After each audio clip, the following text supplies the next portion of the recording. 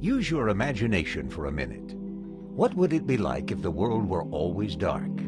Darker than any night you've ever known. So dark you wouldn't be able to see your hand right in front of your face. There is a world like this, underground. You might think that nothing can live where there is no light. Because there is no sun, there are no green plants. Life here is very different. However, some unusual creatures are marvelously adapted to life in a cave where other animals could not survive. You might think first of bats, and gray bats do hibernate here. There are also other animals called troglodytes that live their entire lives in caves, including crayfish, salamanders, and tiny invertebrates. One very special inhabitant in the Ozark region of Missouri, Oklahoma, and Arkansas, where the Neosho National Fish Hatchery is located, is the Ozark cavefish. Most people can only try to imagine this fish and its world.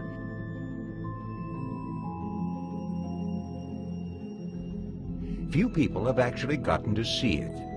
The first thing you may notice is that the cavefish only slightly resembles its above-ground cousins. The Ozark cavefish is about 2 to 2 1/4 inches long, about the length of your little finger. It is pale pinkish white in color. In a totally dark world, there is no need for protection from the sun or coloring to hide from predators or to attract a mate. So the Ozark cavefish has no skin pigmentation. It looks almost translucent. The cavefish doesn't have any eyes, since they would be useless in a habitat with no light. Instead, the cavefish has rows of small sense organs on the head and sides. Working like little fingers, the sense organs help the fish feel its way around and find food. Since the cavefish never leaves the cave, at least some of its food must come to it from outside. Not a picky eater, the cavefish feeds on any small cave animals available, such as invertebrates. The sense organs are so highly adapted that the cavefish is perfectly suited to detect the smallest movement in the water that would mean a microscopic water flea or crustacean swimming by that could be lunch. The cavefish swims very slowly but very efficiently and is active 24 hours a day. Hatchery personnel found this tiny endangered fish on the Neosho property almost by accident. When working to protect the underground springs that supply the hatchery with water, staff members discovered the cavefish in 1989 in a small cave. This cave is typical of the geological formation called karst. The limestone and dolomite bedrock is porous, so rainwater seeps quickly underground.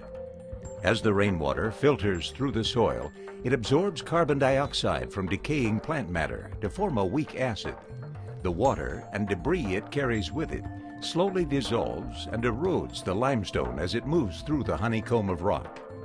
Eventually, sinkholes, caves, and caverns form. Today, the Ozark cavefish are known to live in at least 50 caves in Missouri, Arkansas, and Oklahoma. Because it has adapted to living permanently in dark pools of clear water, you won't see the fish outside of the cave.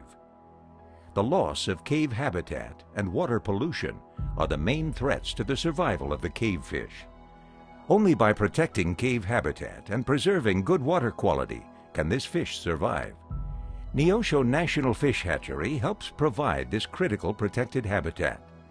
The oldest hatchery operated by the U.S. Fish and Wildlife Service, Neosho was established in 1888.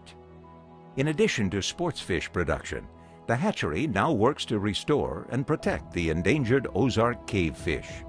We hope you'll visit Neosho Hatchery often.